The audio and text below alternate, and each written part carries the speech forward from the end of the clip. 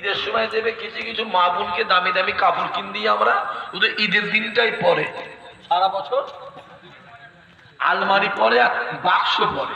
এনার টুপিটা কি বাক্স করেছে? এত কাজের চাপগুলো হবে না? আমি দেখেছি আরে কমিটি থাকে, খাটে কজন? 2-3-4 জন। মসজিদে সবাই যদি ইমাম সাহেব হয় তাহলে মুসল্লি হবে কে?